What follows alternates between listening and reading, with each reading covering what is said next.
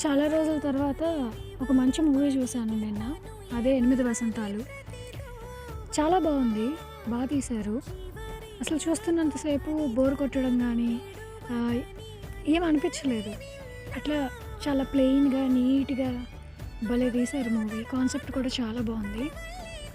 ఇంకా ఒక సెంటెన్స్‌లో ఒక 2, 3 సెంటెన్స్‌లో చెప్పాలంటే నాకేమనిపించిందంటే, మనం ఎదురు చూసే ప్రేమ మనకు దక్కుతుందో లేదో మనకు తెలీదు గానీ, మనల్ని ఎదురు చూసే ప్రేమ మాత్రం ఖచ్చితంగా మనకి దక్కి తీరుతది. అందుకే అంటారేమో, loving is someone is not an achievement.